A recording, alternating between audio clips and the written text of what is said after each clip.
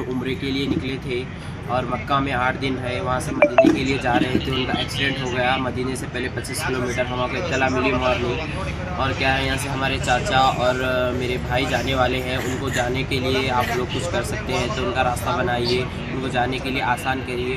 हमारे दादी कैसे है, क्या नहीं, क्या हुआ, उसकी डिटेल्स होना है। उनकी फ़ोटो तो हम देख सकें, अगर उनकी बॉडी अच्छी रहे तो उनको लाने की कोशिश करें, हम उनको देखना चाहते हैं। हमारे घर के बहुत बड़े सरपरस्त थे।